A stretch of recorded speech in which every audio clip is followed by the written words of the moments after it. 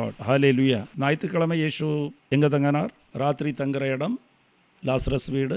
திங்கக்கிழமை லாசரஸ் வீட்டில் தங்கினார். புதன்கிழமையும் லாசரஸ் வீட்டில் தங்கினார். Price the Lord. இந்த வாரம் நடக்கிற நிகழ்வுகள் எல்லாம் உங்களுக்கு தெரியும். திங்கக்கிழமை என்ன செய்கிறார்? அதிகாலையில் மார்த்தா சாப்பாடு ரெடியாக்கி, நான் மார்த்தாக்கு இயேசுக்கு சாப்பாடு கொடுக்கணும்னு பயங்கர நிர்பந்தம். 5-5:30 மணிக்கு தேடி பார்த்தா இயேசு இறங்கிட்டார். காணோம், பெட்டில் காணோம். அவர் சாப்பிடாமல் போனால்தான் அவருக்கு பசி எடுத்தது. போகிற வழியில் பசி எடுத்ததா இல்லையா? 12 வாசிங்க, மார்க்கு 11:12. மறுநாள் பெத்தானியாவை விட்டு அவர்கள் திரும்பிய பொழுது இயேசுவுக்கு பசி உண்டாச்சு. ஏன் பசி உண்டாச்சு? சாப்பிட்டுட்டு போயிருந்தா பசி இருந்திருக்காது. இப்போ சாப்பாடு செய்யறதுக்கு முன்னாடியே மார்த்தா எந்திரிக்கிறதுக்கு முன்னாடி எந்திரிச்சு கிளம்பிட்டார். பசி எடுத்துச்சு.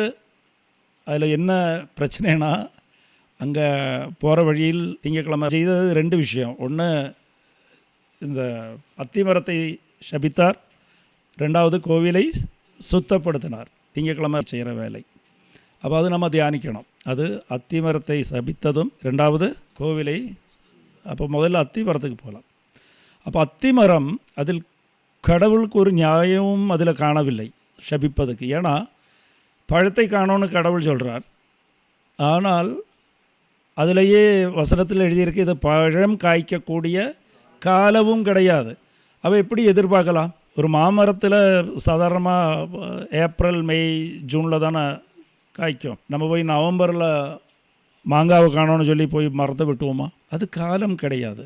இப்போ கடவுள் ஏன் அது எதிர்பார்த்தார்? கனி எப்படி காய்க்கும்? இது கனி காய்க்கிற காலம் கிடையாது. பைபிள் அது எழுதியிருக்கா இல்லையா? வாசிங்க. இலையடர்ந்த ஒரு அத்திமரத்தை அவர் தொலையிலிருந்து கண்டு அதில் ஏதாவது கிடைக்குமா என்று அதன் அருகில் சென்றார். சென்றபொழுது இலைகளை தவிர வேறு எதையும் அவர் காணவில்லை. ஏனெனில் அது அத்திப்பழ காலம் அல்ல. அத்திப்பழம் காய்க்கும் காலம் அல்ல அது. ஆனாலும் பழத்தை கிடைக்கவில்லைன்னா அவர் சபிக்குவார். Price the Lord. அப்போ இதில் என்ன புரியுது? ஹோசையா 9வது அதிகாரம் 10வது வசனம் வாசிங்க. அத்திமரம்னு சொன்னால் யூதேயா இல்லை, இஸ்ரேல் மக்களை கூறுகிறது. இஸ்ரேல் மக்கள்னாரு? நம்ம எல்லாம் தான் இஸ்ரேல் மக்களாகுவோம். பாலை நிலத்தில் திராட்சை குலைகளை கண்டது போல நான் இஸ்ராயலை கண்டுபிடித்தேன். பருவ கால தொடக்கத்தின் முதல் அத்தி பழங்களைப் போல் உங்கள் தந்தையரை கண்டுபிடித்தேன். அத்திப்பழங்களை போல் உங்கள் தந்தையரை கண்டு. அப்படின்னா இஸ்ரேல் மக்கள் அத்திப்பழங்கள். பழம் கனி காய்க்கும் மரம்தான் ஒவ்வொரு இஸ்ரேல் மக்களும். அத்திப்பழத்தை அரை குறைச்சி கூறுகிறார் கடவுள்.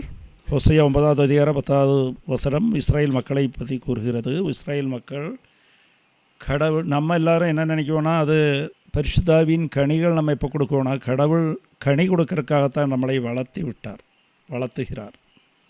நம்ம எல்லாருமே மரம், அத்திமரம், அதுக்கு கனி கொடுக்கணும். நம்ம எப்படி செய்வோன்னா, நம்ம சௌரியத்துக்கு காலம், கனி கொடுக்கும் காலம் வரும்போது மட்டும்தான் நம்ம கனி கொடுக்குவோம். எப்படின்னா, பொறுமை யார்கிட்ட காமிப்போனா, நம்ம பொறுமை காமிக்கலன்னா அவன் அடித்து போடுவானா, அவன்கிட்ட பொறுமை காமிக்குவோம். மன்னிக்கிறது யார்கிட்டனா, அவன் நம்மளோட பெரியவனாக இருந்தால் நான் அவனை மன்னிச்சுட்டேன், என் மன்னிக்கலைன்னா அவன் திருப்பி அடித்து போடுவான்.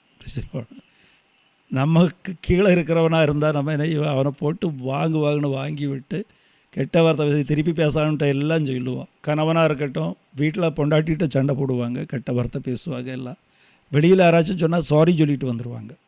பரவாயில்லைங்க, ஒன்றும் பிரச்சனை இல்லை. நான் சொல்கிறேன், உங்களுக்கு புரியுதா? அதெல்லாம் புரியுதா? வண்டியை பின்னாடி ஒருத்தன் வந்து முட்டிடுவான். வண்டியை முட்டும்போது பின்னாடி திரும்பி பார்க்குவாங்க. ஏதாவது பைக்காரன், அது சின்ன ஒல்லியாக ஏதாச்சும் இருந்தால் இறங்கி நல்லா சத்தம். அது முட்டின ஒரு போலீஸ் ஜீப் இருந்தால் ஓகே சார், ஒன்றும் பிரச்சனை இல்லை சார் சொல்லிட்டு இதான் கனி கொடுக்கறது. நம்ம கனி கொடுக்கறது இதுதான், நம்ம சௌரியத்துக்கு. நமக்கு தோணும் எப்போ மன்னிக்கணும்னு. இவங்களால பிரயோஜனம் இருக்குன்னா மன்னிச்சிருவோம். பிரயோஜனமே இல்லைன்னா வெறுப்பு வைராகி வச்சு 4 பேர்கிட்ட கெட்ட வார்த்தை பேசிட்டு அவன் குத்தத்தை சொல்லிகிட்டே நடப்போம். கடவுள் எல்லா காலத்திலும் நீங்கள் கனி கொடுக்கிறவர்களாக இருக்கணும். எல்லாரிடமும் எல்லாருக்கும் கனி கொடுக்குற மரமாக இருக்கணும். உங்கள் காலத்துக்கு தகுந்த போல் நீங்கள் கனி கொடுக்கிறவர்களாக இருக்கக்கூடாது. ஏன்னா அது எப்படி நீங்கள் கனி கொடுக்கிறவர்களாக இல்லையான்னு எப்படி தெரியும்? கனி என்ன? அன்பு எல்லாரிடமும் காமிக்கணும், பொறுமை எல்லாரிடமும் காணிக்கணும், நன்மை எல்லாரிடமும் காணிக்கணும், நம்பிக்கை எல்லா நேரத்திலும் கடவுளிடம் காமிக்கணும். அடையாளம் கிடைக்கும் போது மட்டும் நம்ம கடவுள் மீது நம்பிக்கை வைத்து ஜபித்து சொல்லாவிட்டால், எதிர்மறையாக நடக்கும்போது நம்பிக்கை உண்டாகணும். மகிழ்ச்சி எப்போதும் இருக்கணும், புலம்பல் இருக்கவே கூடாது. நம்ம சௌரியத்துக்கு தகுந்த மாதிரி நம்ம குணம் மாறிக்கிட்டே இருக்கும்.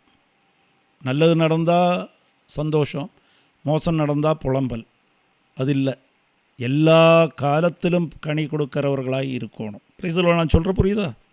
அப்போ எப்படி நம்ம கனி கொடுக்குறோமா இல்லையான்னு எப்படி தெரியும்னா, கனி கொடுக்கிறவர்கள் எங்கே போனாலும் நீங்கள் போய் நிற்கும் இடத்தில் சிறப்பு உண்டாகும். ஒரு இடத்தில் அமைதி இல்லாமல் இருந்தால் நீங்கள் போய் அந்த குடும்பத்தில் நிற்கும்போது அந்த குடும்பத்தில் அமைதி உண்டாகும். ஒரு குடும்பத்தில் அழுகாட்சியும் புலம்பலும் இருக்கிற குடும்பத்தில் நீங்கள் போய் நிற்கும்போது அங்கே மகிழ்ச்சி உண்டாகும், அமைதி உண்டாகும். Price the Lord. அது எப்படின்னா, இது தொடக்க நூல் 39:3 பார்த்தீங்கன்னா, பழைய ஏற்பாட்டில் ஔசேப் வந்து போர்த்திஃபர் வீட்டுக்கு போவார். அங்கே போய் இருக்கும்போது போர்த்திஃபருக்கு ஔசேப்பினால் உயர்வுண்டாகும், ஆசீர்வாதத்தை பெற்றுக்கொள்வார், சிறப்பாக வாழ்வார்கள் இல்லையா?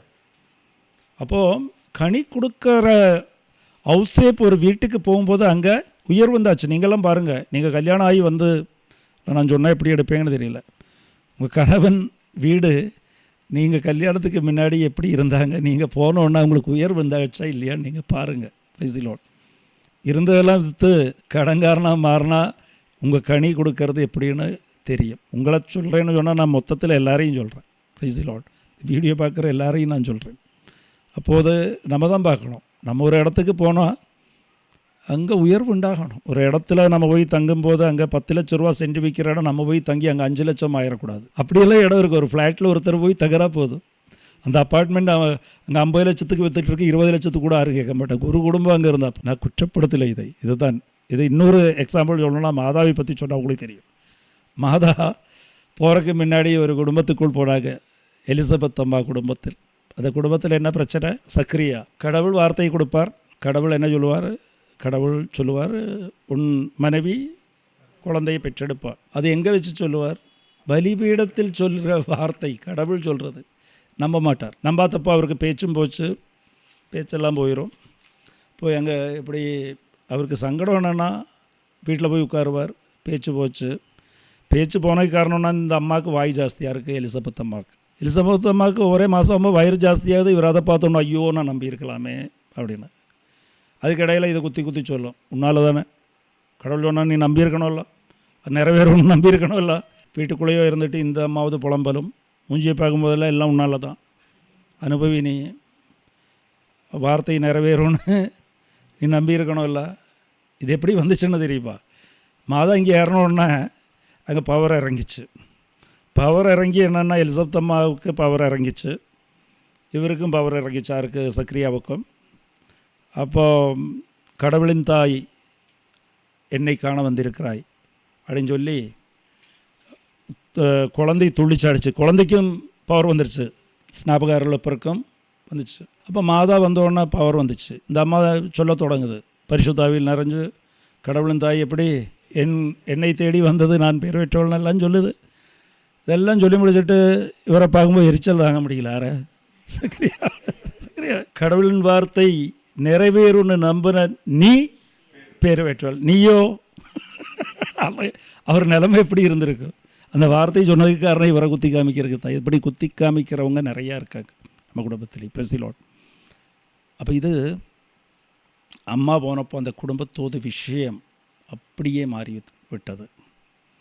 நம்மளும் கனி கொடுக்கிறவர்களாக இருந்தால் அந்த குடும்ப நிலைமை அப்படியே மாறிவிட்டு, அங்கே பேச்சு நடந்துச்சு, குழந்தை பிறந்தது, மகிழ்ச்சியான குடும்பமாக மாறிச்சு. 3 மாதம் அங்கே பெரிய திருவிழாவாக இருந்துச்சு அந்த குடும்பத்தில்.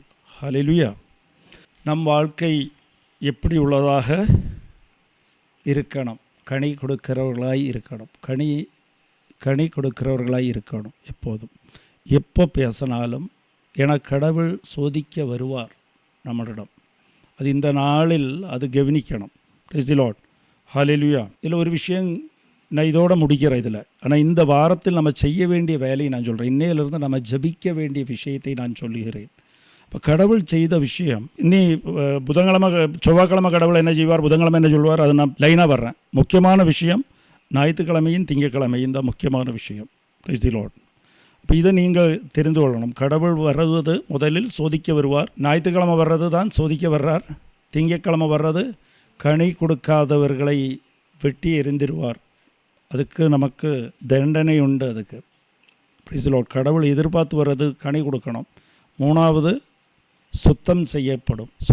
கோவிலில் சுத்தம் செய்யப்படும். Price the Lord. அதுக்கப்புறம் கோவிலுக்கு போய் கடவுள் சுத்தம் செய்கிறது தான், கோவிலை சுத்தம் செய்கிறது. அப்படின்னா அது எப்படி செய்யணும்னா, இந்த வாரத்தில் நம்மனால் அது முடியாது, கடவுள் தான் செய்து தரணும். இப்போ நீங்கள் ஞாயிற்றுக்கிழமை ஜபிக்க வேண்டிய ஜபம், ஃபஸ்ட்டு நாள் ஜபிக்க வேண்டிய விஷயம். இன்றைக்கி நான் இப்போ இந்த ஜபம் முடித்து போனதுக்கப்புறம் நம்ம ஜபிக்க வேண்டிய விஷயங்கள் என்னெல்லாம்னு தெரிஞ்சு கொள்ளுங்கள். ஞாயிற்றுக்கிழமை அவர் கழுத மீது வந்தது, அரசராகி வந்தார் இல்லையா? அப்போது நம்ம இன்றைக்கி பச்சாத்தபித்து ஜபிக்க வேண்டியது, கடவுளை உன்னை தவிர என் வாழ்க்கையில் நிறைய அரசர்களை நான் சேர்த்து வைத்து கொண்டேன். என் வாழ்க்கையில் நிறைய அரசர்கள் இருந்தார்கள். நானே என்னை அரசராக நினைத்திருந்தேன். பணம், அதேபோல் சுகம், சௌகரியம்தான் என் வாழ்க்கையில் அரசராக இருந்தது. அதுக்காக என்னை மன்னியும். அதேபோல் வேறு மதிப்புக்குரியவர்கள் என் வாழ்க்கையில் நிறைய பேர் இருக்கிறார்கள். அவங்களெல்லாம் என் வாழ்க்கையில் அரசராக இருந்தார்கள். அதுக்காக என்னை மன்னியும். Price the Lord.